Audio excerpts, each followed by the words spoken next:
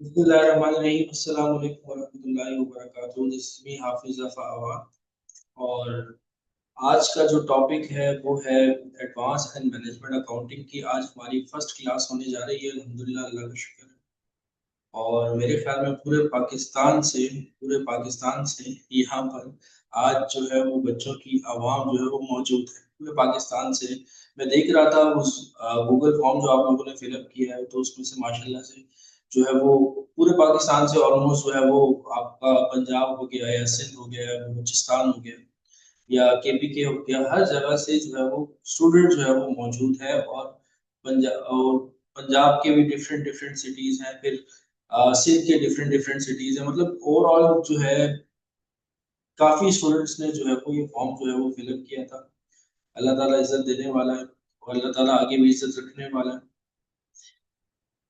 तो स्टार्ट करते हैं बेटा, आपका एडवांस एंड मैनेजमेंट अकाउंटिंग का जो पेपर है, ठीक है, ये ML2 का सबसे मुश्किल पेपर है तक के लिए, अब तक के लिए। ये मान के चलो, ये मान के चलो कि बेटा ग्रुप रिकॉर्डिंग आ जाती है, रिकॉर्डिंग थोड़ा सा लेट अपलोड होगी लेकिन रिकॉर्डिंग अपलोड हो जाएगी। ये मान के चलो कि ML2 जो है उसके अंदर जो आपका जो मुश्किल सब्जेक्ट है वो है AM।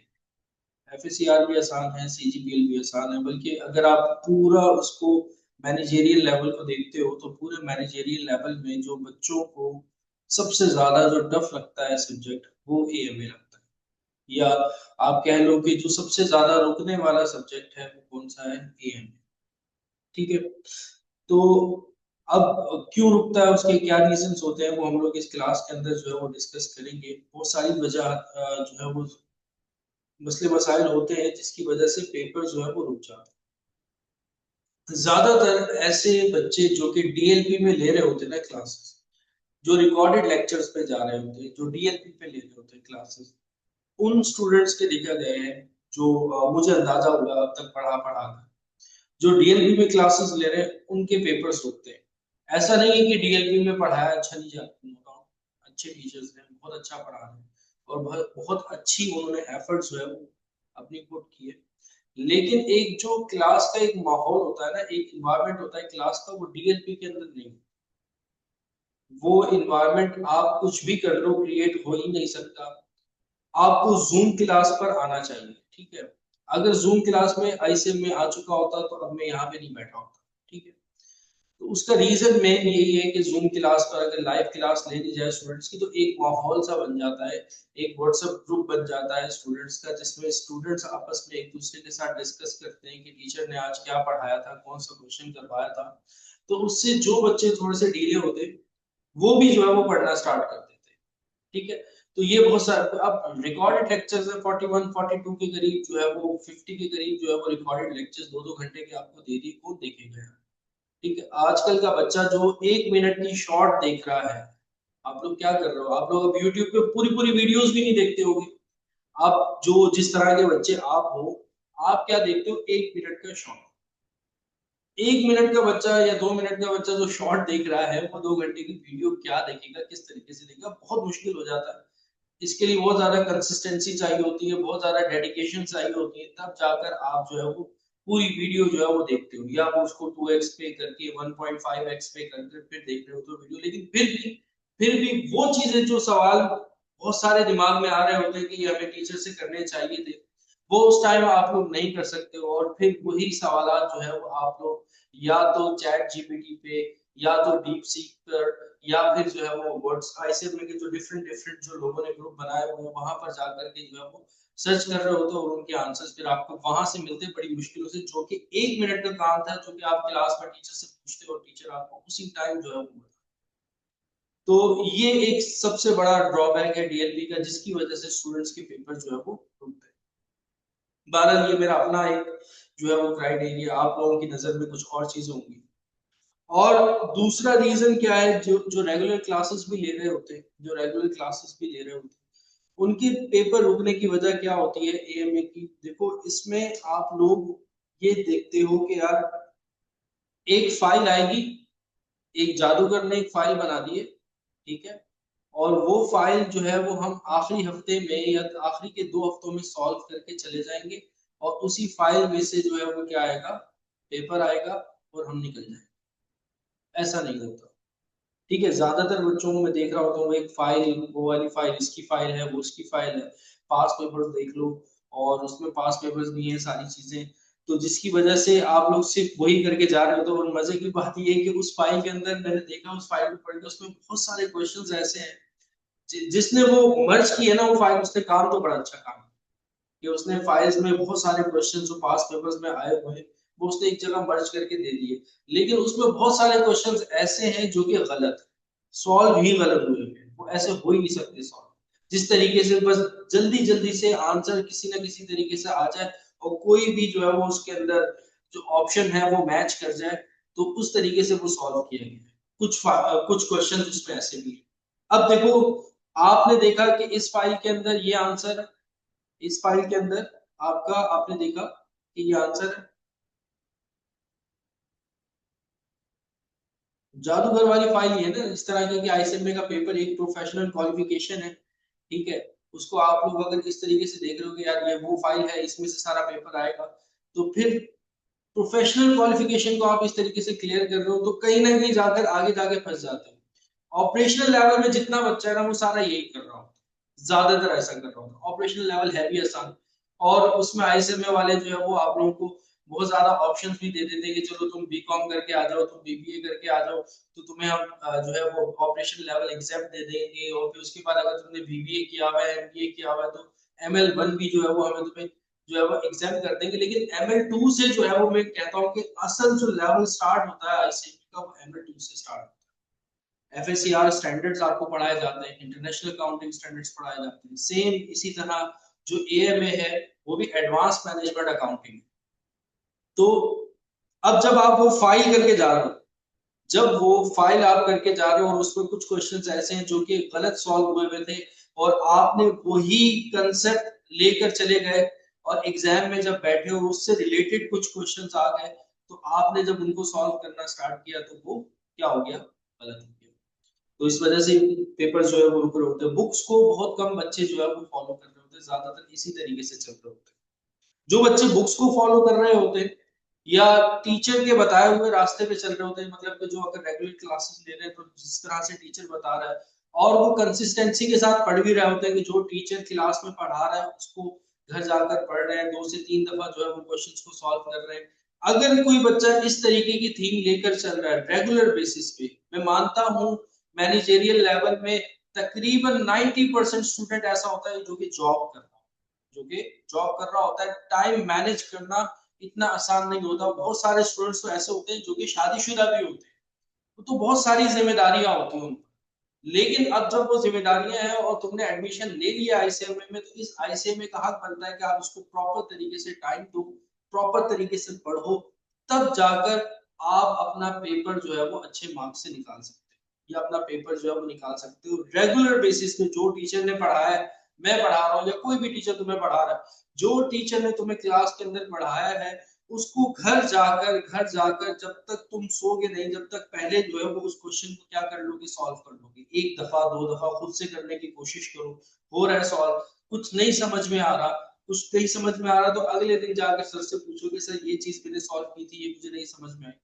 तब जाकर जो है वो चीजें जो है वो बहुत अच्छे से क्लियर होती है। तो कंसिस्टेंसी मांगता है, ऐसे में आप कुछ भी कर लो। मतलब ये आपकी डिग्री वाली पढ़ाई नहीं है, ये प्रोफेशनल क्वालिफिकेशन है। सीए हो गया, एसीसी हो गया, आईसीएमए हो गया, इसमें आपको टाइम देना पड़ता है, तभी इसका रिवॉर्ड भी ज्यादा है। आगे चल के जब आप इंशाल्लाह ताला क्वालिफाई कर जाओगे तो इसका रिवॉर्ड भी आपको अच्छा मिलेगा। तो ये आपसे टाइम मांगेगा, आप कुछ भी करो वरना पेपर आपका रोकेगा।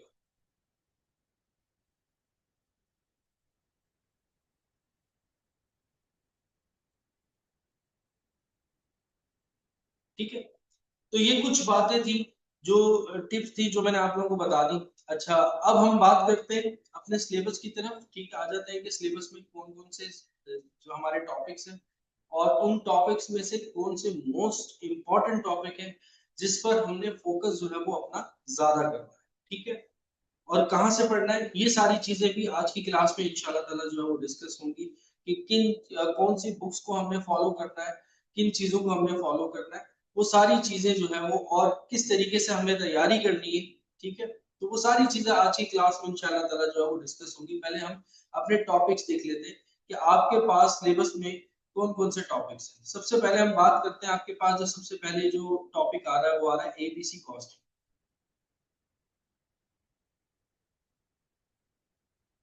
मतलब activity based cost, activity based cost.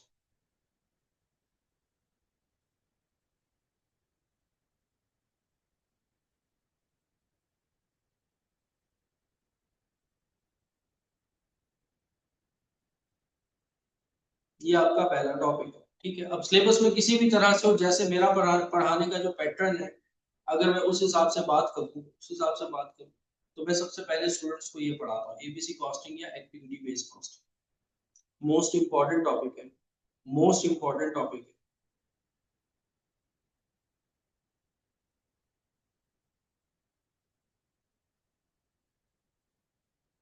Student से ये भी देखा गया है कि एबीसी कॉस्टिंग में से दो दो क्वेश्चंस भी आए, मतलब कि 5 नंबर का उसने एमसीक्यू पूछ लिया और 5 नंबर का उसने डिस्क्रिप्टिव पूछ लिया, यानी कि 10 मार्क्स का क्वेश्चन उसने एबीसी कॉस्टिंग में से पूछ लिया। 3 तरह के क्वेश्चंस होते हैं इस चैप्टर में, 3 तरह के क्वेश्चंस होते हैं जिनको आपने करना।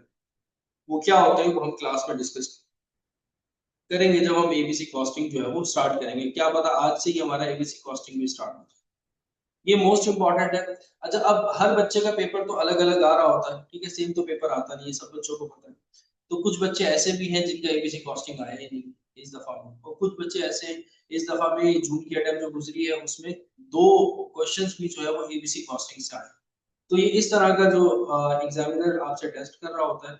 सेकंड पे आ जाता है आपके पास सीवीपी एनालिसिस या break even analysis, cost volume profit analysis, cost volume.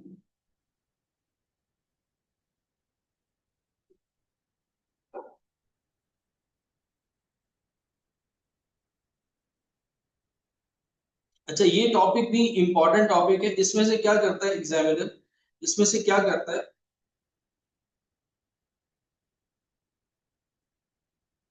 हाँ देखिए, अभी एक बच्चा कह रहा है कि सर 2 से ज्यादा भी आ रहा है। अच्छा, सीवीपी या ब्रेक इवन एनालिसिस, ये इस तरह का टॉपिक है ना कि इससे तो एमसीक्यूज बनते ही बनते हैं, ठीक है। दो एक एमसीक्यूज आपको इसमें से लाजमी मिलेंगे, लेकिन ये एक ऐसा टॉपिक है जो कि कुछ टॉपिक्स के साथ जाकर एडजस्ट भी हो जाता है।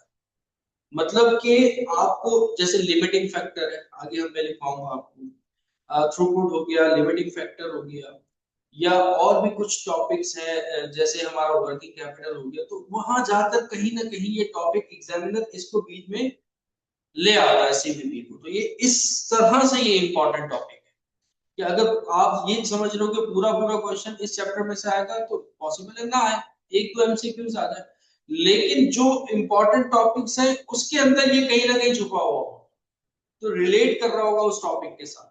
तो ये अगर नहीं पढ़ा तो वो टॉपिक उस क्वेश्चन जो है वो वाला पूरा का पूरा क्वेश्चन क्या हो जाएगा आपका, रह जाएगा।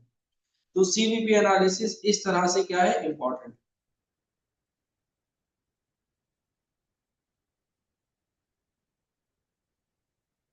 ये फीस की बात जो है ना, ये मैं खुद बता दूंगा आप लोगों को, ठीक है।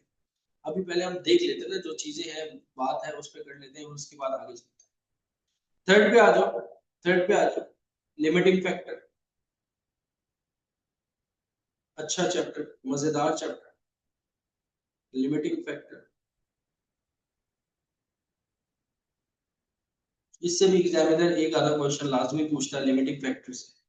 फोर्थ पे आपके पास आ जाता है थ्रूपुट।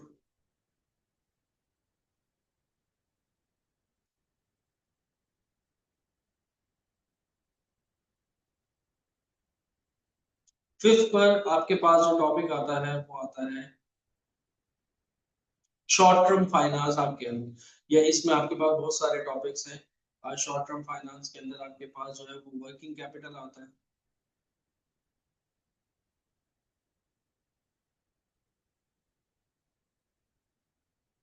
कैश ऑपरेटिंग साइकिल आता है। ये इसी के अंदर टॉपिक्स है, सब टॉपिक्स है, working capital, cash operating cycle.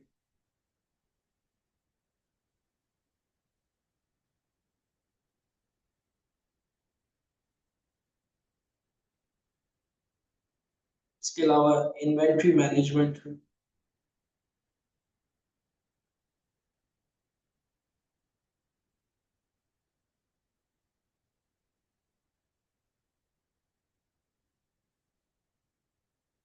इससे डिस्क्रिप्टिव आ जाता है वर्किंग कैपिटल से। ठीक है, तो बाकी जो है ना कैश ऑपरेटिंग साइकिल एमसीक्यूज आते हैं इसमें से, इन्वेंट्री में से भी एमसीक्यूज आते हैं। ठीक है, अच्छा फिर उसके बाद सेवेंथ पे आपके पास रिसीवेबल्स पेएबल्स।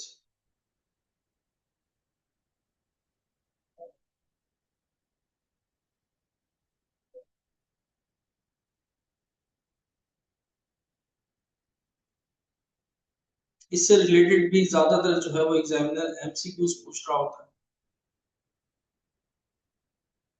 नाइन्थ पे आ जाओ आप, इन्वेस्टमेंट अप्रेजल।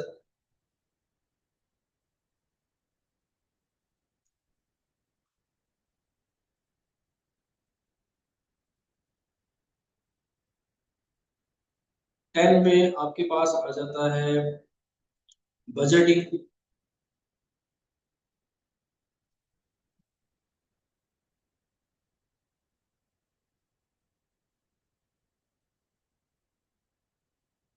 फिर उसके बाद अच्छा, ये तो सारे के सारे जितने भी टॉपिक्स अब तक मैंने लिखवाए थे, ये सारे इंपॉर्टेंट टॉपिक्स, सारे इसमें इन्वेस्टमेंट अप्रेजल से क्वेश्चंस आते हैं, बजटिंग से जो है वो क्वेश्चंस आ जाते हैं, और कभी कभार ऐसा भी हो रहा होता है कि इन्वेस्टमेंट अप्रेजल से कोई क्वेश्चन नहीं आया, बजटिंग से कोई क्वेश्चन नहीं आया, किसी बच्चे का आ रहा होता है किसी बच्चे का नहीं आ रहा होता, मतलब करके हमें यहाँ तक पूरा का पूरा जाना है। जितने भी टॉपिक्स मैंने 10 टॉपिक्स लिखवाए ना, ये तो कुछ भी हो जाए, कुछ भी हो जाए, आपको लाजमी लाजमी लाजमी जो है वो करके जाने। हाँ, इसके बाद वेरिएंसेस है, वेरिएंसेस है 11 पे, वेरिएंस एनालिसिस।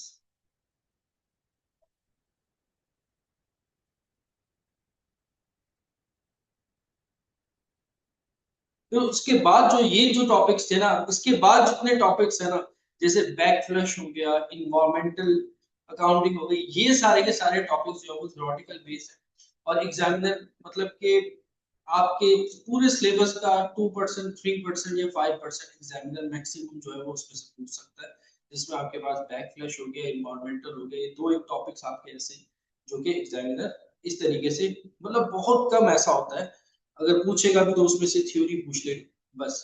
मेन टॉपिक जो थे मैंने, जो लिखवाने का मकसद ये था कि जो मेन टॉपिक्स जो थे, मेन टॉपिक्स आपके ये हैं।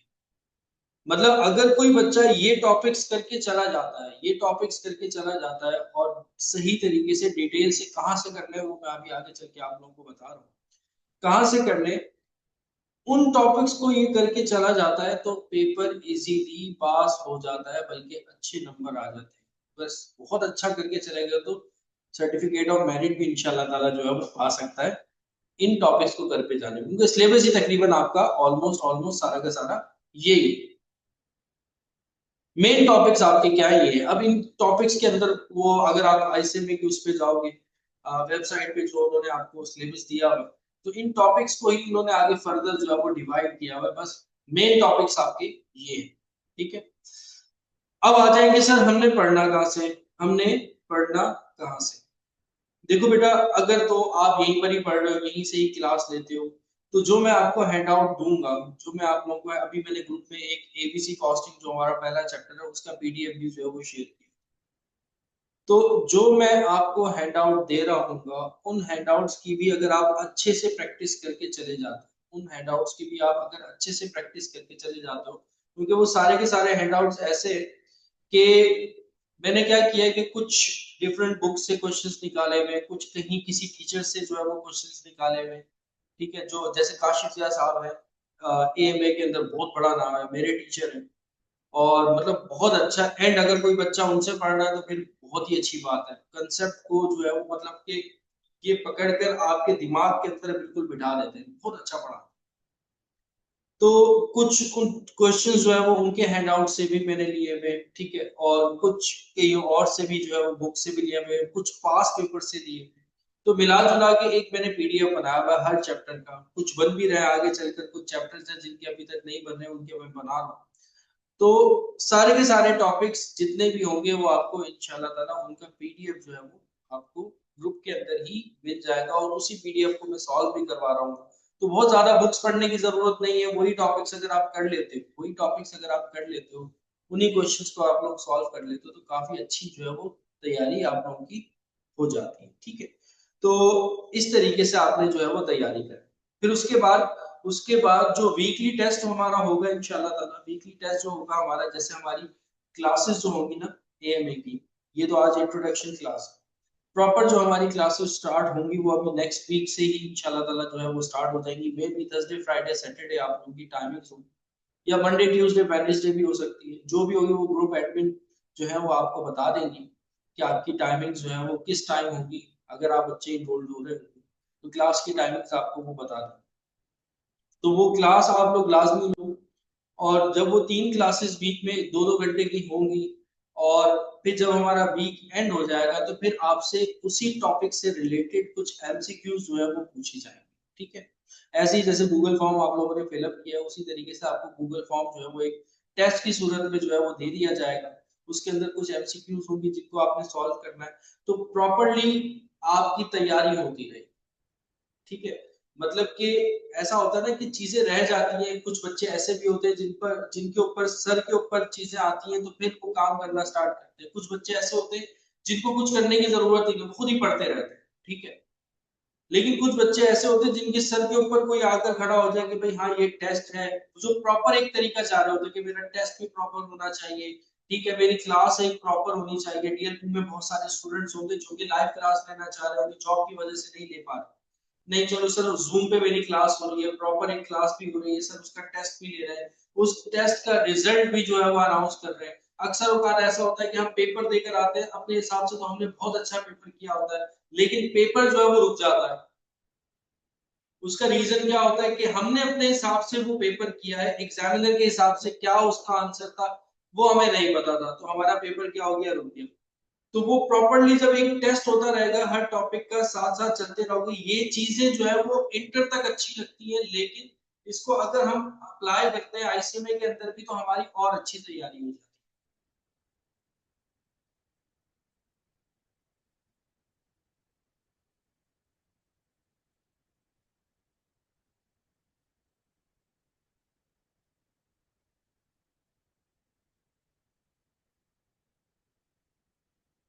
ठीक है, हाँ बेटा, ये सारे क्वेश्चंस के आंसर्स जो है वो मैं आप लोगों को दूंगा आहिस्ता आहिस्ता, उन चीजों पे आ रहा हूँ। पैटर्न में बता रहा था कि हमारा पढ़ने का तरीका क्या होगा, वीकली बेसिस पे टेस्ट होंगे, वो टेस्ट आप लोगों को देने, उसका रिजल्ट आप लोगों को ग्रुप में ही बता दिया जाएगा, तो सबके सामने आप लोगों का रिजल्ट भी आ जाएगा कि इसके कितने कितने मार्क्स हैं। ठीक है, तो सबको सेपरेटली जो है वो रिजल्ट नहीं बता सकेंगे, बस जो है वो सबको एक साथ जो है वो रिजल्ट ग्रुप पे बता दिया जाए कि किसके कितने कितने मार्क्स।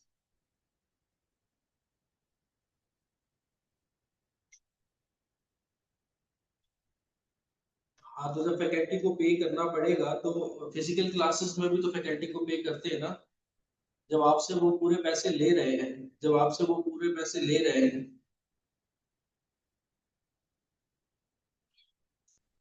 तो फैकल्टी को हायर करना चाहिए। रिकॉर्डेड लेक्चर्स मेरा नहीं ख्याल कि देने चाहिए, मैं भी आप लोगों को बोलूँ भाई मुझसे रिकॉर्डेड लेक्चर्स ले लो, मैंने पिछले सेशन भी पढ़ा है, उससे पिछले सेशन मतलब कि 2 सेशन थी तो अच्छी खासी रिकॉर्डिंग होगी, वो मैं आप लोगों को प्रोवाइड कर दूँ तो वो बात मजे वाली नहीं रहती। ठीक है, अच्छा, अब कुछ बच्चे कह रहे हैं कि सर हमने इस अगस्त में पेपर देने, इस अगस्त में पेपर देने, तो ये जो सेशन आपने स्टार्ट किया है तो क्या हमारी तैयारी अगस्त तक हो जाएगी? आप में से कितने बच्चे हैं जो अगस्त में पेपर दे रहे हैं? कितने बच्चे हैं जो अगस्त में पेपर दे रहे हैं, जरा मुझे बताना, जो अगस्त की अटेम्प्ट देना चाह रहे हैं।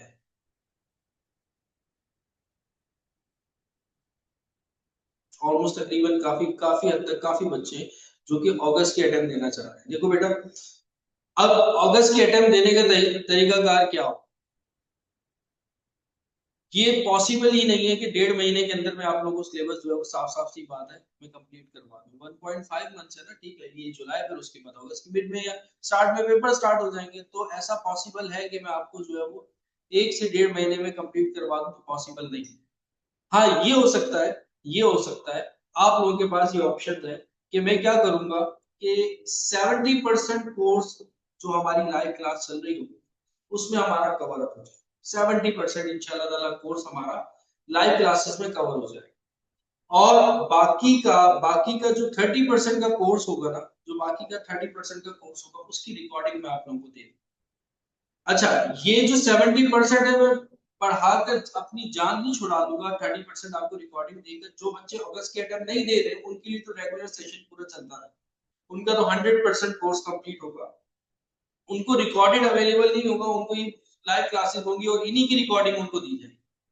लेकिन जिन बच्चों को बहुत ज्यादा जल्दी है कि नहीं यार मेरा पेपर अगस्त में मुझे देना है, तो बेटा आप लोगों को सिलेबस की रिकॉर्डिंग जो है वो बाकी 30% की मैं आप लोगों को प्रोवाइड कर दूंगा, आप लोग उसको वहां से तैयारी करना शुरू करो। ठीक है, तो इस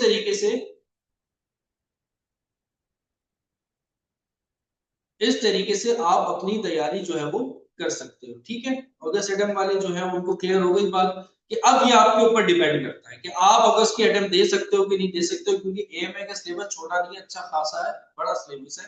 और उसको अगर अभी तक किसी ने कुछ भी नहीं पढ़ा, अगर एएमए में अभी तक किसी ने कुछ भी नहीं पढ़ा, तो मैं उसको ये एडवाइस करूंगा कि भाई अगस्त की अटेम्प्ट ना दो, आप अक्टूबर की अटेम्प्ट दे दो, 1-2 महीने थोड़ा सा डिले कर लो लेकिन अच्छे से पढ़ लो, क्योंकि आपके जो पैसे है ना वो बहुत मुश्किलों से आप लोगों ने कमाए होंगे। ठीक है, आप लोगों ने जॉब कर रहे होंगे या आपके पेरेंट्स आपके पैसे दे रहे होंगे फीस के, तो वो बहुत मुश्किलों से पैसे कमाए जाते हैं। ठीक है, तो उसको इस तरीके से जाया मत करो। रेगुलर क्लासेस होंगी, देखो थर्सडे फ्राइडे सैटरडे ये 3 दिन तो आपके मतलब समझ लो कि कंफर्म है कि थर्सडे फ्राइडे सैटरडे में आप लोगों की क्लास होगी। ठीक है, और वीकेंड पे देखो अगर मेरे पास टाइम निकला तो मैं क्लासेस रखता हूँ, एक्स्ट्रा क्लासेस रखता हूँ वीकेंड के अंदर, तो वीकेंड में भी आप लोग की मेरी क्लासेस होंगी। वो मुझ पर डिपेंड कर रहा होगा कि मैं आप लोग की क्लास रखता हूँ कि नहीं रखता। और टाइमिंग क्या होगी, टाइमिंग अभी कंफर्म नहीं है। टाइमिंग आपको मिस जो है वो जो इस ग्रुप में जिसमें आप व्हाट्सएप पे ऐड हो, वहां पर जो मिस है वो आपको टाइमिंग्स वगैरह और सारी चीजें बता देंगी। टाइमिंग्स का मसला जो भी है, फीस का मसला, अच्छा फीस जो है वो बेटा 2000 है। ठीक है, 2000 पूरे कोर्स की है, जिसमें टेस्ट वगैरह पीडीएफ वगैरह हर चीज सारी चीजें जो है वो इंक्लूड है।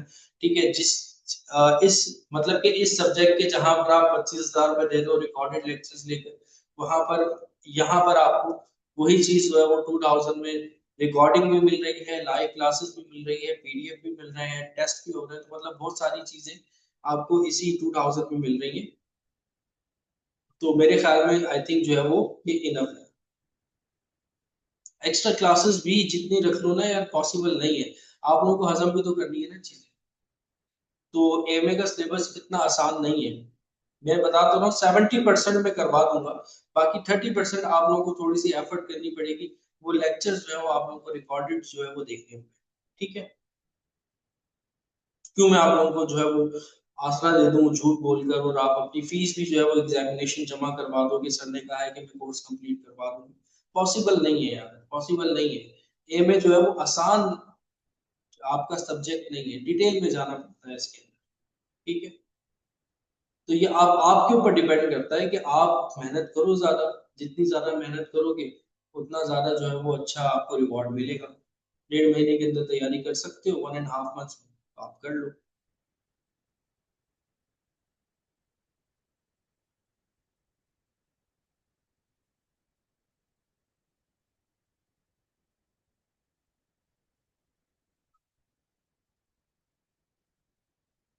बेटा कोई मायने नहीं रखती चीजें, वो सारी चीजें दोबारा से रिकॉल हो जाती है।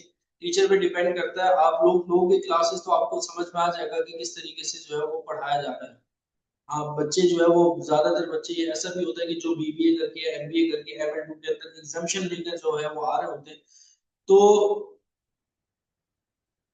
उनके लिए थोड़ा सा मसला होता है। लेकिन जब आप रेगुलर हो जाते हो ना, जब आप रेगुलर हो जाते हो और प्रैक्टिस करना स्टार्ट कर देते हो, कामों को आपने अपना पेंडिंग नहीं छोड़ना। देखो जो क्लास है उसको आप पेंडिंग में नहीं छोड़ोगे कि नहीं यार चलो आज थोड़ा सा मैं थका हुआ हूँ या थकी हुई हूँ तो आज मैं छोड़ देती हूँ। ठीक है, सर रिकॉर्डेड तो अपलोड करेंगे, कहीं जहां पर अभी पूछ भी रहे कि सर रिकॉर्डेड कहाँ पर अपलोड करेंगे, तो रिकॉर्डेड तो सर अपलोड करेंगे, तो मैं वो देख लूंगा या वो देख लूंगी।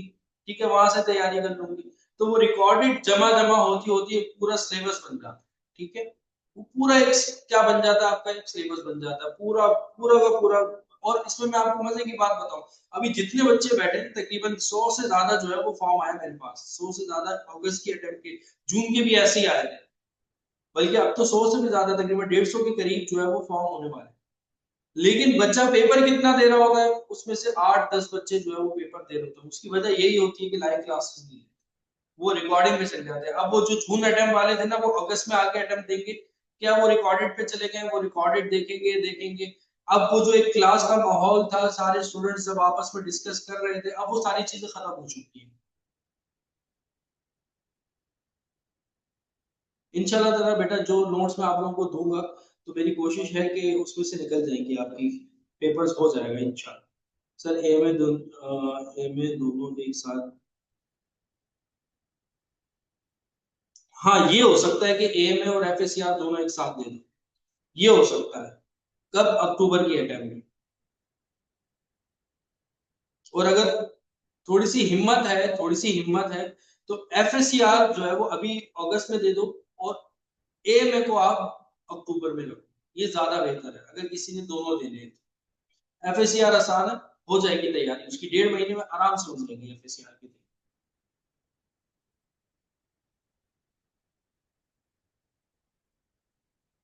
जी।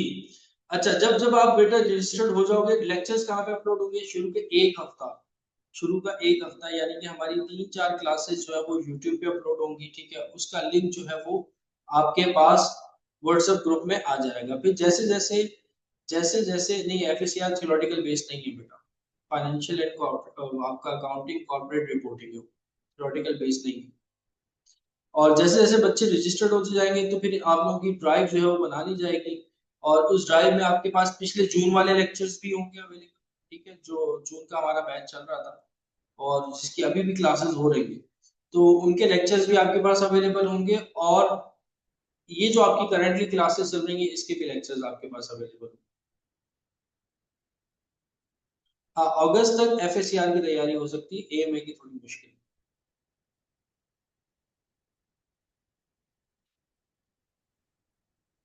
टाइम बेटा, यही आप लोगों की क्लास होगी, अगर होगी तो 9 बजे जो है वो स्टार्ट होगी, क्योंकि 2 सेशन चल रहे हैं आप लोगों के ना। एएमए का एक पहले भी चल रहा है, ये दूसरा एएमए का सेशन जो है वो स्टार्ट हो रहा है, ऐसे ही एफएससीआर का भी दूसरा स्टार्ट हो रहा है। तो अब वो टाइम मैनेज करना है, मेरे ख्याल में जो है वो एफएससीआर की भी 3 दिन होगी क्लास। तो वो आपकी जो क्लासेस होंगी, मेरे ख्याल में जो है वो 9 बजे से स्टार्ट होगी, 9 to 11 हो, 9 to 11 हो। या मे भी ऐसा भी हो सकता है 10 to 12 हो जाए। 10 to 12 आप लोगों को कैसा लग रहा है टाइम?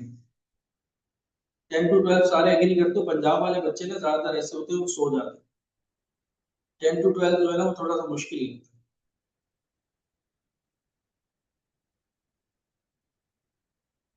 9 मेरे ख्याल में ठीक है, हाँ 9 बजे की क्लास जो है ना वो ठीक है। 10 to 12 बहुत ज्यादा लेट हो जाता है, ऑफिस भी सुबह जाना होता है। जी। तो 9 to 11 होगी क्लास। 10 to 12 बहुत ज्यादा लेट हो जाएगा, बहुत ज्यादा डिले हो जाएगा।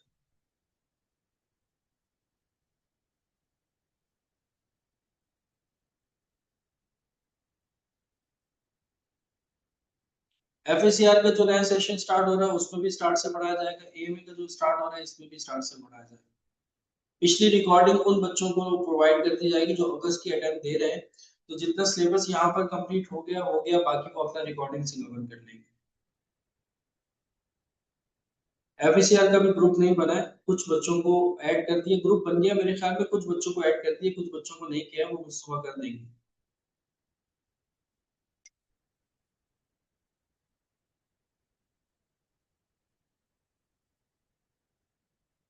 हाँ, आपके लिए जो है बेटा ठीक है।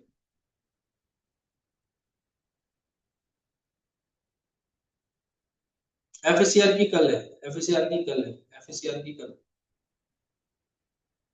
कल सेम टाइम 10 बजे एफएससीआर।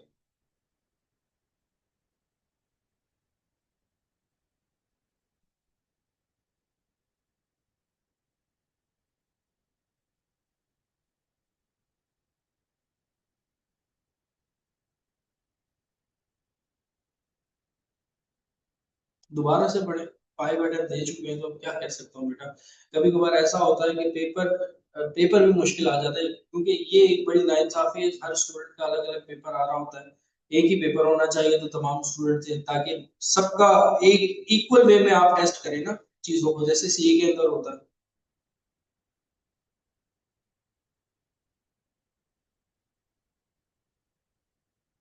प्रेजेंटेशन जो एफएससीआर में होती है वो ऐसे होती है कि जैसे अभी आपकी क्लास हो रही है ना जूम पर, इसी तरह से प्रेजेंटेशन होती है। आपको जो है वो स्क्रीन शेयर करनी होती है अपनी, उसमें आप अपना कैमरा ऑन कर देते हैं और आप जो है वो प्रेजेंटेशन देते हैं।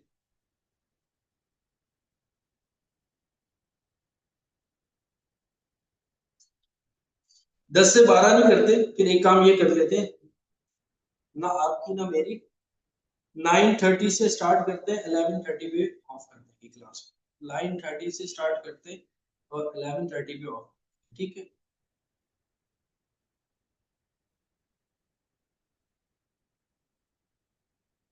नहीं, जूम पे वो 3 दिन अलग, शुरू के 3 दिन होगी और वो आखिरी के 3 दिन होगी, इस तरीके से क्लैश नहीं होगी।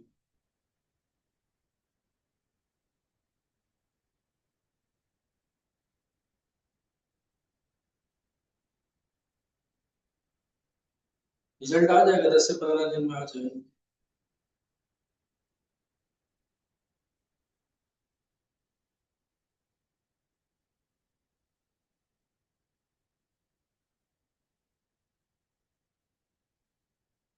संडे को मैं एक्स्ट्रा क्लासेस रखता हूँ ना, संडे को तो मैं एक्स्ट्रा क्लासेस रखता हूँ, तो वो नॉर्मली हो रही होती है। तो किसी भी रेगुलर क्लास को संडे में शिफ्ट करना सही नहीं है, क्योंकि संडे को ऑलरेडी मैं एक्स्ट्रा क्लासेस रख रहा हूँ।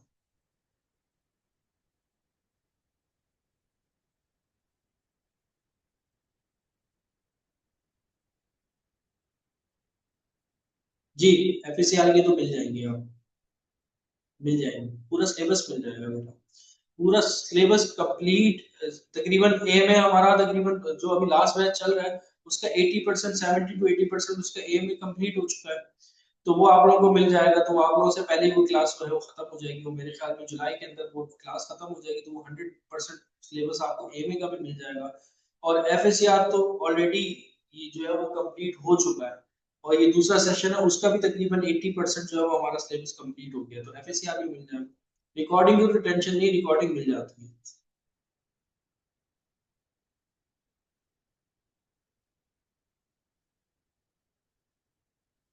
ये टाइमली मिल जाएगी जब आपको ड्राइव पर है।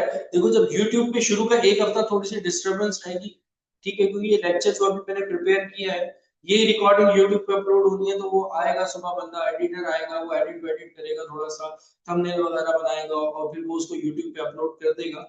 तो उसमें मसला होता है, जब ड्राइव बन जाती है ना, एक हफ्ते में ड्राइव बन जाएगी, आप लोग जब इनरोल्ड हो जाओगे, तो जब ड्राइव बन जाएगी तो उसमें टाइम नहीं लगता, उसमें जो है वो जैसे ही क्लास खत्म होती है उसी टाइम 10 से 15 मिनट के अंदर रिकॉर्डिंग अपडेट हो जाती है।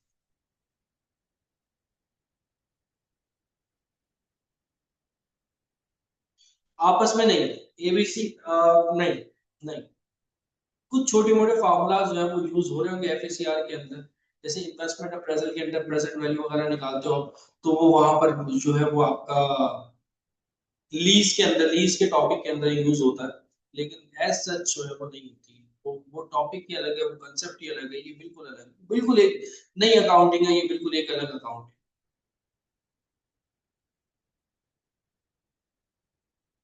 लेक्चर किस सर के लिए, जो आपको अच्छे लगे आप उस सर से ले लें। बिल्कुल, जैसे अभी आप आज मैंने पीडीएफ शेयर किया, उसके अंदर थ्योरी भी होगी एबीसी कॉस्टिंग की, तो नोट्स में थ्योरी भी शामिल होती है और साथ साथ जो है वो क्वेश्चन भी शामिल होते हैं।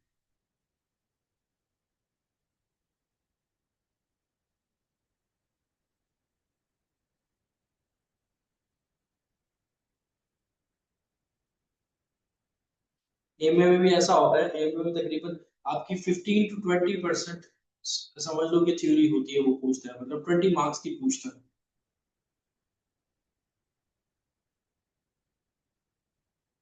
जी, बिल्कुल, बिल्कुल इसी तरीके से चलेंगे। नहीं, लॉ की क्लास नहीं होगी, सिर्फ 2 सब्जेक्ट्स की, एफएससीआर, एएमएफ और एफसीएम। और किसी का कोई सवाल हो यहाँ तक? सबको मेरे ख्याल में क्लियर हो गई होगी बात। सर क्लास ड्यूरेशन 2 आवर्स होंगे या ज्यादा भी हो सकते हैं। देखो नॉर्मली होता है कि टॉपिक के ऊपर डिपेंड कर रहा होता है, जैसे टॉपिक हमारा कंप्लीट होता है क्लास आता है, तो वो 2 घंटे की भी क्लास हो सकती है, वो 1.5 घंटे की भी क्लास हो सकती है, वो 2.5 आवर की भी क्लास हो सकती है। ठीक है, टॉपिक के ऊपर डिपेंड करता है, क्योंकि उस टॉपिक को मैं चाहता हूँ कि वो कंप्लीट आप लोगों को कन्वे।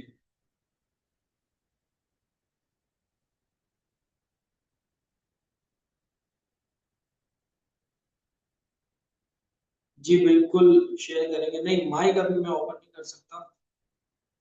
आप टाइप कर दें या आप मुझे पर्सनली टेक्स्ट कर दीजिएगा, मैं आपको रिप्लाई कर दूंगा, या कॉल कर लीजिएगा, कॉल पे बात कर लीजिएगा हमसे।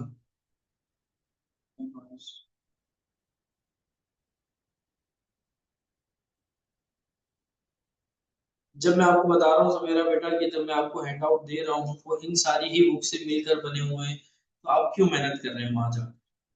आपकी अपनी किसी की है कि अगर खुद से मेहनत करना चाह रहा है तो वो बुक्स पे जाए पढ़े, जब आपको हैंड आउट कंप्लीट मिल जाएंगे तो फिर मेरा नहीं ख्याल कि आपको वहां जाने की जरूरत है और ज्यादा बुक्स पढ़ने की जरूरत है। वो हैंड आउट ही इतने डिटेल है, उसमें ही इतनी सारी चीजें, आपके पास टाइम ही नहीं बचेगा बुक्स पढ़ने में। अगस्त में भी सेम सिनेरियो, एफएससीआर का भी सेम सिनेरियो रहेगा कि कुछ रह जाता तो वो रिकॉर्डेड ले लेंगे।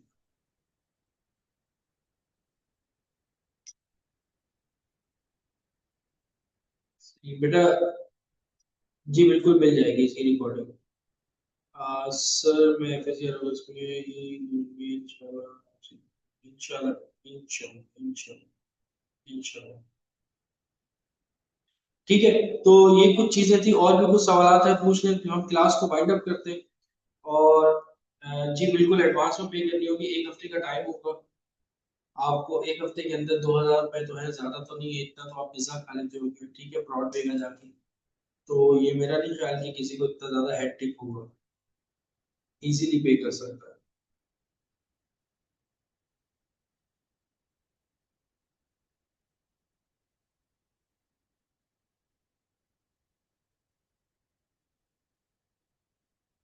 टॉपिक स्टार्ट कर ले फिर, ठीक है ना, कोई टॉपिक जो है वो आज स्टार्ट कर लेते हैं, ठीक है।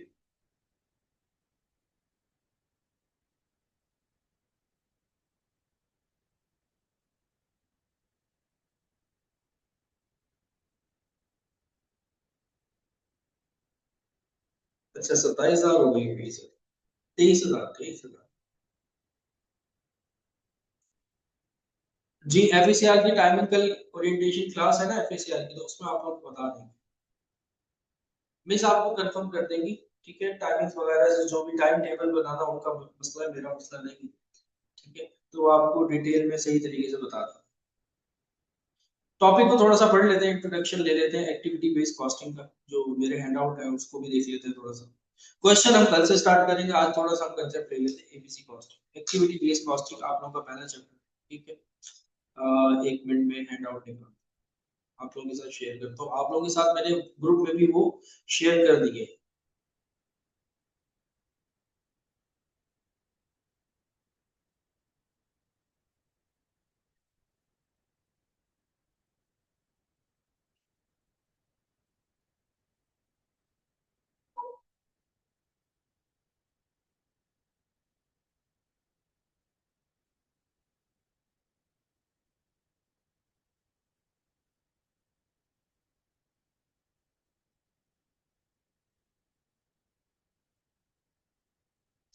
अच्छा भाई, एक्टिविटी बेस्ड कॉस्टिंग पे आ जाओ।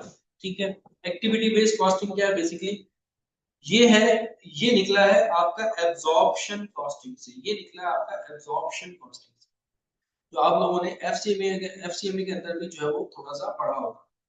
ये जो पूरा चैप्टर है, ये जो पूरा चैप्टर है ये आपका रिलेट कर रहा है ओवरहेड के साथ।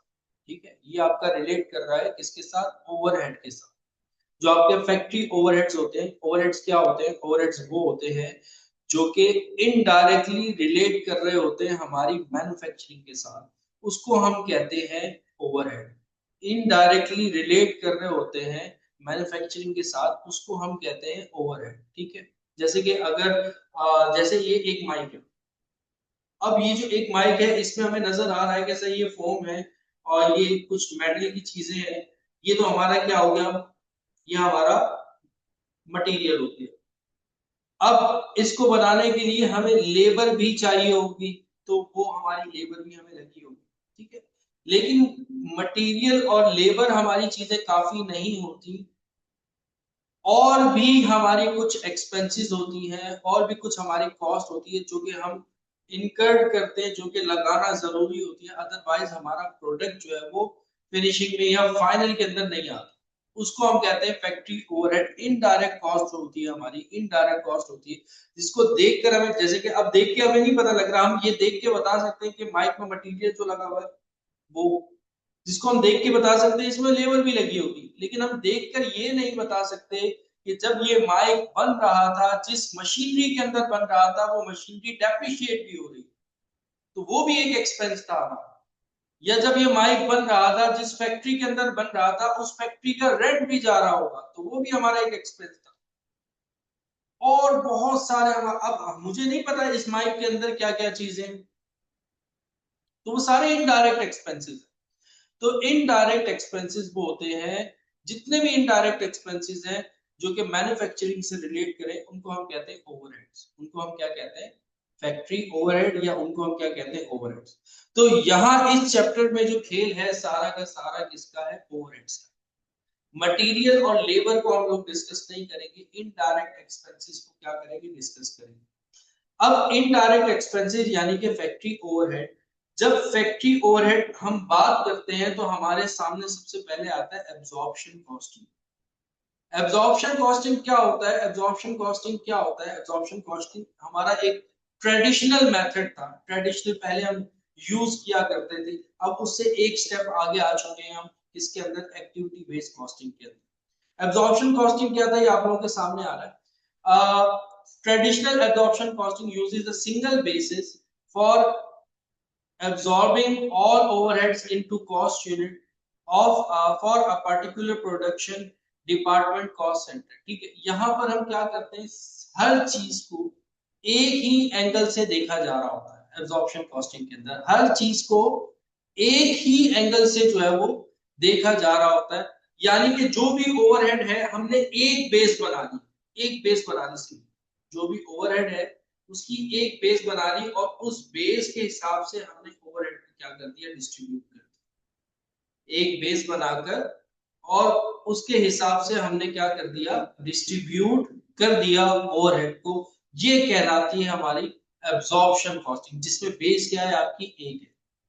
लेकिन गलत है, जैसे अगर हम डिफरेंट कॉस्ट सेंटर के अंदर या डिफरेंट जगहों पे अगर हम ओवरहेड को डिस्ट्रीब्यूट करते हैं, तो कुछ कॉस्ट सेंटर में उसका यूजेज कम है, कुछ कॉस्ट सेंटर में उसका यूजेज ज्यादा है, कुछ कॉस्ट सेंटर में उसका यूजेज बहुत ज्यादा है, और कुछ कॉस्ट सेंटर के अंदर उसका यूजेज है ही नहीं। लेकिन हमने एक बेस बनाकर जब सबके अंदर डिस्ट्रीब्यूट कर दिया, तो ये काम क्या हो जाता है? गलत हो जाता है। ये काम क्या हो जाता है? गलत हो जाता है। ये क्या थी? एब्जॉर्प्शन कॉस्टिंग की ओल्ड मेथड। अब जो हम आए हैं वो आए हैं हम किस पर? वो हम आए हैं,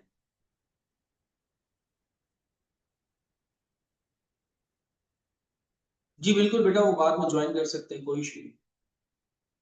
अच्छा, अब जो हम आए हैं एक्टिविटी बेस्ड कॉस्टिंग पे।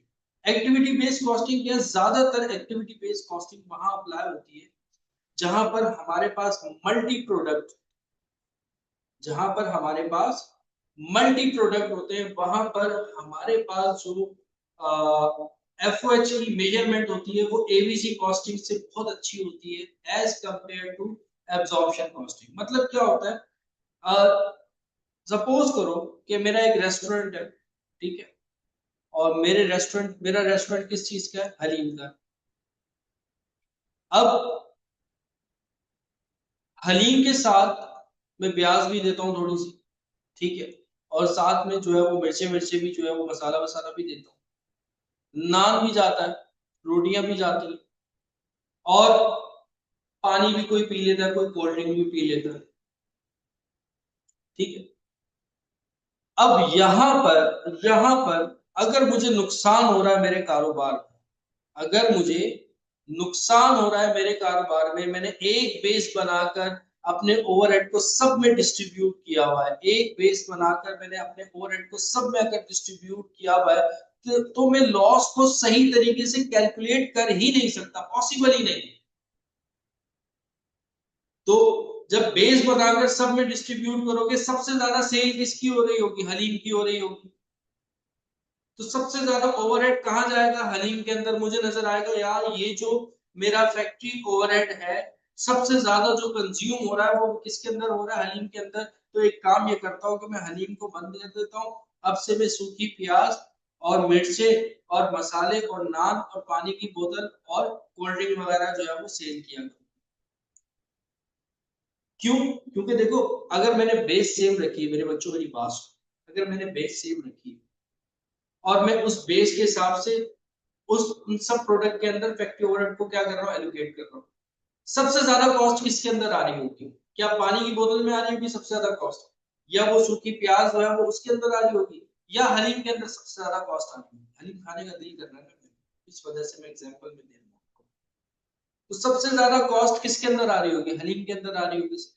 तो जब मैं ओवरहेड को एक बेस बनाकर सब प्रोडक्ट्स के अंदर डिस्ट्रीब्यूट करूंगा तो मेरा ओवरहेड जो है वो सबसे ज्यादा कहां डिस्ट्रीब्यूट होगा? हलीम के अंदर डिस्ट्रीब्यूट।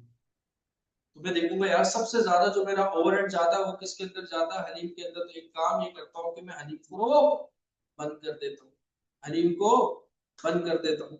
अब जब मैंने हलीम को बंद किया, मैंने कहा बाकी जो प्याज है, तो बाकी जो पानी की बोतल है और जो कोल्ड ड्रिंक है, मिर्ची और जो नान है, उनसे तो मुझे क्या मिल रहा है? प्रॉफिट, क्योंकि उनमें ओवरहेड जो है वो सबसे कम जा रहा है।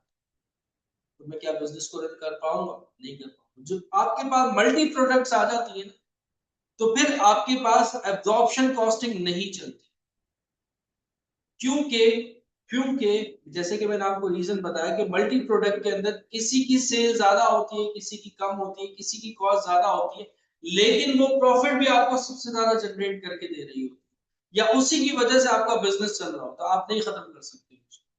तो एब्जॉर्प्शन कॉस्टिंग के बदले में फिर हमारे पास एक नया सिस्टम इंट्रोड्यूस हो जाता है जिसको हम कहते हैं activity based costing. Activity based costing में क्या होता है? एक्टिविटी बेस्ड कॉस्टिंग के अंदर जितनी एक्टिविटी परफॉर्म हो रही होती है उस हिसाब से हम एफर्ट्स को क्या कर रहे होते हैं? एलोकेट कर। मतलब मिसाल के तौर पे एग्जांपल लो, 4 मंजिला है, ठीक है, और उस 4 मंजिला में जो है वो 4 भाई रहते हैं। नीचे एक भाई रहता है, ऊपर, उससे ऊपर, उससे ऊपर, चार, हर फ्लोर पे एक भाई रहता है, ठीक है।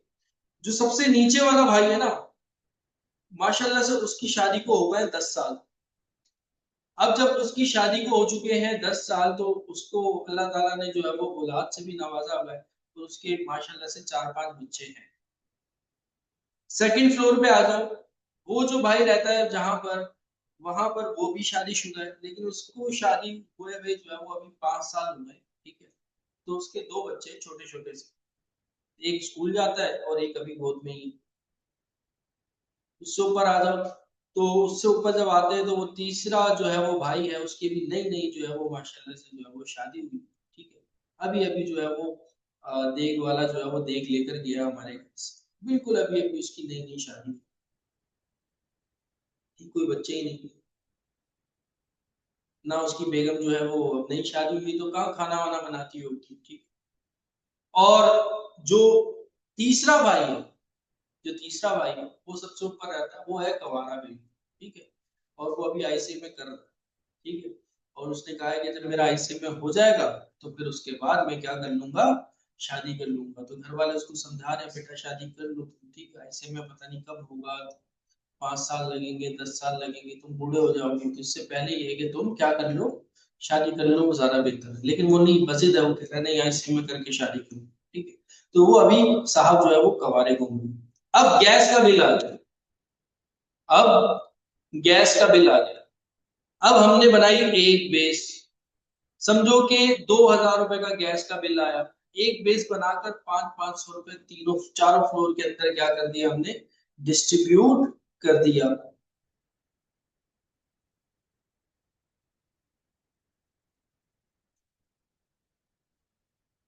डिस्ट्रीब्यूट कर दी, ठीक है। 2000 2033 में, हाँ इंशाल्लाह ताला हो जाएगा, तो अगर पढ़ते रहे। 33 की बात कर रहा हूँ। अच्छा, जब गैस का बिल 2000 रुपए का आया, तो एक बेस बनाकर जब हमने सब में डिस्ट्रीब्यूट किया, जो नीचे 5 बच्चे लेकर बैठा हुआ उसको भी 500 रुपए दे रहे, जो उससे ऊपर 2 बच्चे लेकर बैठा हुआ है उसको भी 500 रुपए दे रहे, जिसकी भी नई नई शादी हुई है, जिसकी बेगम ने अभी तक चाय नहीं उसको बनाकर दी, ठीक है, और मतलब कि वो तो अभी उससे मीठा बनवाने जा रहे थे, अभी तो गैस का इस्तेमाल ही नहीं हुआ था, उसने भी कितने दिए, 500 दिए। वो जो ऊपर वाला बंदा है उसके तो घर में चूल्हा भी नहीं लगा, तो है ही गवारा, वो तो बाहर से खाना खाता, कभी नीचे भाई की तरफ खा लेता, कभी कहाँ खा लेता, कभी कहाँ खा लेता, गवारा बंदा तो ऐसा ही होता। उसने भी कितने देने, 500 देने। तो ये क्या था, ये था हमारे पास एब्जॉर्प्शन कॉस्टिंग। हमने क्या बनाई, बेस एक बनाकर सब में इक्वली क्या करते हैं, डिस्ट्रीब्यूट करते हैं। तो आपके ख्याल में ये जो एफओएच की डिस्ट्रीब्यूशन हुई है, क्या वो ठीक डिस्ट्रीब्यूशन हुई है या गलत डिस्ट्रीब्यूशन हुई?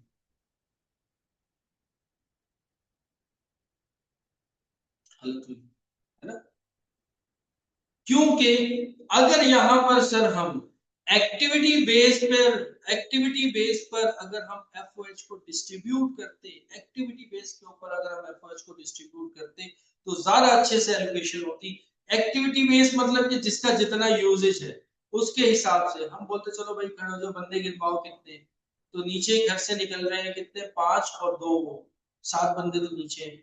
ऊपर आए तो 4 बंदे हैं, जिसमें से एक बच्चा तो बिल्कुल छोटा सा, एक बच्चा स्कूल जाता है, उससे ऊपर 2 है, उससे ऊपर 1 है। एक्टिविटी बेस के ऊपर जो जितना यूजेज कर रहा है उसके हिसाब से हमने एक सब मीटर लगा दिया, एक सब मीटर लगा दिया हर फ्लोर पर, तो यूनिट्स काउंट किए गैस के कितने आ रहे हैं, जिसकी जितनी जितनी कंजम्पशन है उसके हिसाब से हमने जब तीनों में डिस्ट्रीब्यूशन की, अब वो जो एफओएच की एलोकेशन हुई है वो बिल्कुल सही तरीके से हुई। अब वो जो एलोकेशन हुई है वो बिल्कुल सही तरीके से एलोकेशन हुई है। अब हमें पता लग रहा है कि कौन कितना कितना जो है वो कंजम्पशन कर, पहले एब्जॉर्प्शन कॉस्टिंग के अंदर नहीं पता लग रहा था, अब यहाँ पर हम क्या कर रहे हैं, एक्टिविटी बेसिस के ऊपर हमने बाहर एक चेक मीटर लगा दिया, सब में चारों फ्लोर पर एक चेक मीटर लगा दिया, जो ज्यादा यूनिट कर रहा है यूज उसको ज्यादा बिल दे पे करना पड़ रहा है, जो कम यूनिट यूज कर रहा है उसका यूसेज कम है उसको कम देना। जो ऊपर वाले बिल्कुल जो फारिग घूम रहे हैं आईसीएमए के चक्कर में, वो शादी नहीं कर रहे, तो उनको बिल्कुल भी नहीं देना पड़ा, ठीक है। तो इसको हम कहते हैं इसको हम कहते हैं activity based costing. Activity based costing क्या है, production overhead are by no means all volume related to and hence a single base of absorption। Example labour, आपने सबको लेबर आवर्स में डिवाइड करके, हम पढ़कर आए हैं पहले, और ओवरहेड को हमने लेबर आवर्स में डिवाइड करके सबको कर दिया, या हमने जो है वो मशीन आवर्स पे डिवाइड करके दी। यही बेसिस होती है, नॉर्मली 4 किस्म की बेसिस होती है, या तो आप क्या करते हो लेबर आवर्स पे करते हो, या फिर जो है वो आप मशीन आवर्स पे करते हो, या आप लेबर रेट पे कर देते हो, या डायरेक्ट लेबर पे कर देते हो, कॉस्ट पे कर देते हो। ये नॉर्मल जो आपकी बेसिक्स होती है वो 4 होती है, 4 पे आपने क्या कर दिया, डिस्ट्रीब्यूट कर दिया। लेकिन अब यहाँ पर एबीसी कॉस्टिंग कह रहा है is an extension of absorption costing specifically considering what cause each type of overhead category to occur, that is that the cost driver are each type of overhead is absorbed using a different basis depending on the cost driver। जो जितना use कर रहा है हमने cost driver निकालनी होता है, cost driver निकालकर उसके हिसाब से हम क्या करेंगे, डिस्ट्रीब्यूशन करेंगे। ऑब्जॉर्प्शन कॉस्टिंग के अंदर क्या हो रहा था, एब्जॉर्प्शन कॉस्टिंग के अंदर एक रेट लिया, लेबर आवर्स सबको लेबर आवर्स पे डिवाइड कर, या मशीन आवर्स सबको मशीन आवर्स के साथ डिस्ट्रीब्यूट कर दिया, या लेबर कॉस्ट के साथ हमने ओवरहेड को क्या कर दिया, डिस्ट्रीब्यूट कर दिया। बेस क्या लिए, सिंगल लिए, सिंगल बेस लिए। कहीं पे लेबर आवर्स ज्यादा यूज हो रहे हैं, कहीं पे लेबर आवर्स कम यूज हो रहे हैं, कहीं पे लेबर आवर्स हो ही नहीं रहे, कहीं पे मशीनरी आवर्स हो रहे हैं, कहीं पे मशीनरी आवर्स हो ही नहीं रहे, कहीं पे मशीनरी आवर्स ज्यादा हो रहे हैं। बेस एक बना दी है उसके हिसाब से हम डिस्ट्रीब्यूशन कर रहे हैं, तो गलत। अब एक्टिविटी बेस्ड कॉस्टिंग कहती है कि आपने हर चीज का कॉस्ट ड्राइवर निकालना है, कॉस्ट ड्राइवर निकालना है, फिर कॉस्ट ड्राइवर के हिसाब से आप क्या करोगे, डिस्ट्रीब्यूशन। अब सर ये कॉस्ट ड्राइवर जो आप बार बार बोल रहे हैं ये है क्या, मतलब देखो कॉस्ट ड्राइवर का मतलब क्या होता है। कॉस्ट ड्राइवर का मतलब होता है जैसे परचेज कर रहे हो ना, जैसे आप परचेज कर रहे हो तो वो परचेज ऑर्डर के हिसाब से आप डिस्ट्रीब्यूशन करो। जैसे आप सेल्स कर रहे हो तो सेल इनवॉइसेस के हिसाब से आप डिस्ट्रीब्यूट। तो मतलब कि हर चीज का एक ड्राइवर होगा, वो ड्राइवर किस तरीके से सिलेक्ट किया जाता है वो मैं आगे चल के आप लोगों को बताऊंगा। लेकिन यहाँ पर अब जो डिस्ट्रीब्यूशन हो रही है वो एक ईमानदारी के साथ डिस्ट्रीब्यूशन हो रही है। हर किसी को उसके हिस्से का पे करना पड़ा। यहाँ तक सबको बात क्लियर हो रही है?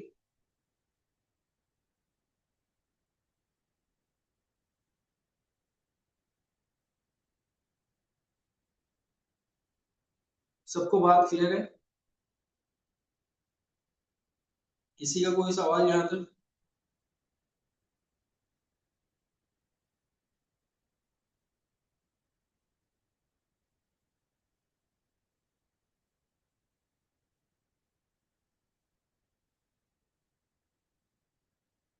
बस ये थोड़ा सा एक्टिविटी बेस्ड कॉस्टिंग का जो है वो आप लोगों को मैंने कंसेप्ट देना था। अब इंशाल्लाह ताला जो आप लोगों की क्लास होगी उसमें बकायदा तौर पे हम जो है वो क्वेश्चंस करेंगे। क्वेश्चंस मैंने आप लोगों के साथ शेयर भी कर दिए हैं कि जो क्वेश्चंस मुझे जो है वो सॉल्व करवाने हैं। ठीक है, तो वो आप लोगों को मिल गया होंगे तो नेक्स्ट वीक में इंशाल्लाह ताला थर्सडे फ्राइडे सैटरडे से आप लोगों की इंशाल्लाह ताला जो है वो क्लास होगी। एब्जॉर्प्शन थोड़ा सा एक्सप्लेन कर दो। एब्जॉर्प्शन का मतलब क्या है? एब्जॉर्प्शन का मतलब क्या है? एक सिंगल रेट आप बना लेते हो और आप उसी रेट के हिसाब से डिस्ट्रीब्यूशन करते हो। जैसे आपने कहा कि अब जो भी ओवरहेड आ रहा है ना, जैसे कि कैंटीन का ओवरहेड आ रहा है, मेंटेनेंस डिपार्टमेंट का ओवरहेड आ रहा है, या फिर जो हमारे पास जो है वो सपोर्ट स्टाफ जो है वो उसका जो ओवरहेड आ रहा है, जितना भी ओवरहेड है, हमने क्या किया कि हमने मशीन आवर्स की बेसिस पर जो है वो सबको क्या कर दिया, डिस्ट्रीब्यूट। जितने मशीन आवर्स हैं वो सबको हमने क्या कर दिया, डिस्ट्रीब्यूट कर दिया, सिंगल बेस बनाई हमने। एबीसी कॉस्टिंग के अंदर ऐसा नहीं होगा भाई, मशीन आवर्स के हिसाब से क्यों कर रहे हो आप डिस्ट्रीब्यूट? मशीन आवर्स क्या हर जगह मशीनरी है क्या? तो कैंटीन का जब आप डिस्ट्रीब्यूशन करने जा रहे हो तो वो तो सारा का सारा प्रोडक्शन डिपार्टमेंट में चला जाएगा आपका ओवरहेड, क्योंकि मशीन तो सबसे ज्यादा वही लगेगी। लेकिन कैंटीन के अंदर खाने के लिए तो सारे के सारे पहुंचे हुए। कैंटीन के अंदर खाने के लिए तो सारे के सारे पहुंचे हुए। एचआर वाले भी जा रहे हैं, फाइनेंस वाले भी जा रहे हैं, और इसके अलावा प्रोडक्शन वाले भी जा रहे हैं, सारे जा रहे हैं। लेकिन जब आपने इसकी डिस्ट्रीब्यूशन की मशीन आवर्स के हिसाब से, तो ये गलत हो गया ना। एक बेस बनाई, मशीन आवर्स या लेबर आवर्स, या फिर लेबर कॉस्ट को आपने बेस बना दिया, या फिर आपने जो है वो, ये नॉर्मली तीन चार आपकी बेसिस होती है एब्जॉर्प्शन कॉस्टिंग की।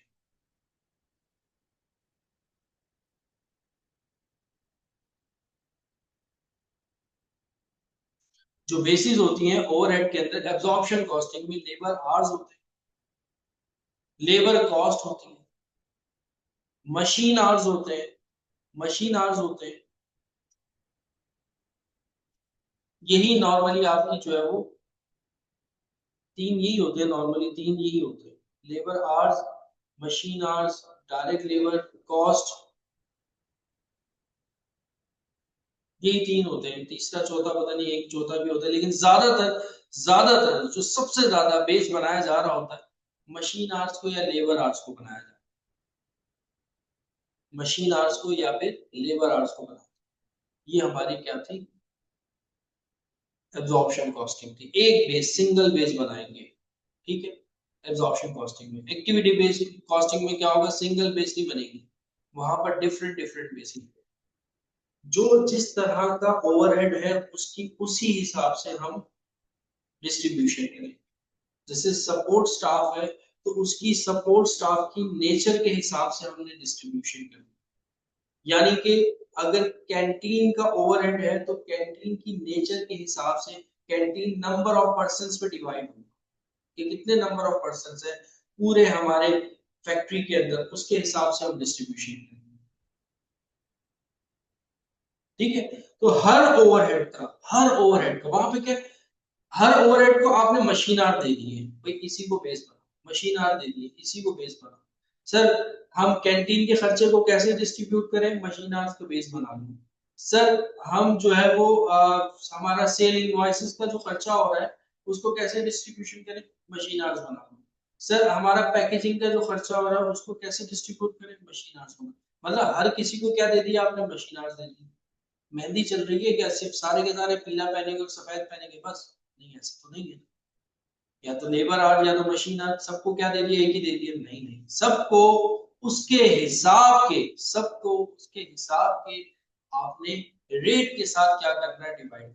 सबके अलग अलग ड्राइवर निकालोगे, जो जिसकी नेचर है उसके हिसाब से डिस्ट्रीब्यूट, जो उसकी नेचर है फिर जो उसका यूजेज है उसके हिसाब से डिस्ट्रीब्यूट, अलग अलग तरीके से।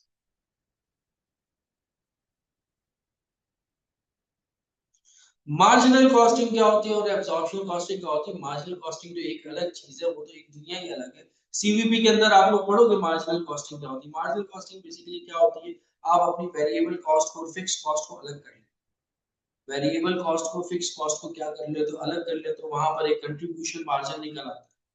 ठीक है, फिर उसके बाद फिक्स कॉस्ट निकाल के आप क्या करते हो? प्रॉफिट निकालते हो। वो कंसेप्ट ही बिल्कुल अलग है सीवीपी। वो अगले चैप्टर में आप लोग इंशाल्लाह ताला पढ़ोगे CVP analysis, cost volume profit analysis या ब्रेक इवन एनालिसिस। ठीक है, सबका क्लियर हो गया कंसेप्ट?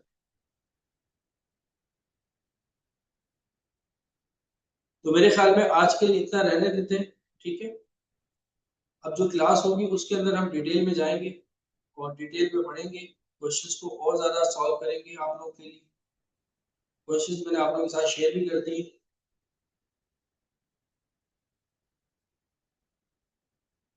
अच्छी रहेगी क्लास आप लोगों के साथ आज, एक मीटअप हो गया।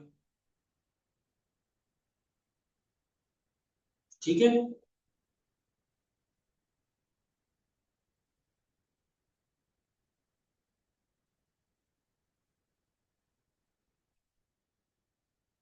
कल की क्लास की टाइमिंग नहीं है।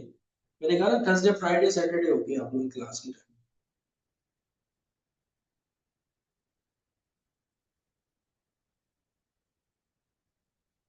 एस्टिमेटेड होती है नॉर्मली। जो कॉस्ट आप बनाते हो, बेस बनाते हो, वो एस्टिमेटेड होती है। बिल्कि साहब ने मेरे ख्याल में लेट ज्वाइन की। एफएससीआर की कल क्लास होगी 10 बजे सेम टाइम। अब कोर्स ड्यूरेशन मतलब कि क्या बताना है इस कोर्स ड्यूरेशन में?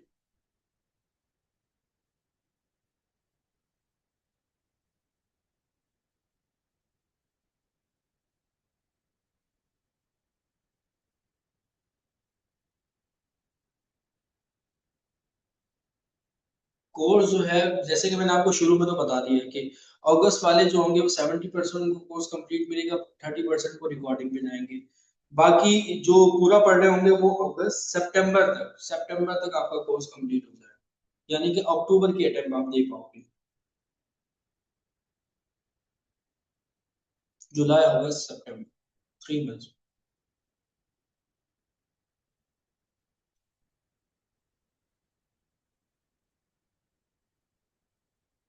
जो पहले देना चाह रहा है वो रिकॉर्डिंग ले ले।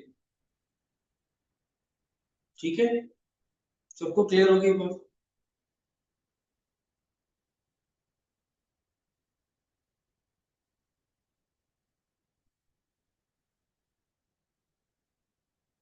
ओके भाई, अपना ख्याल रखिएगा, मुझे दुआ में याद रखिएगा। कल एफएससी आपकी क्लास में इंशाल्लाह ताला आप लोगों से मुलाकात होगी। अल्लाह हाफिज़।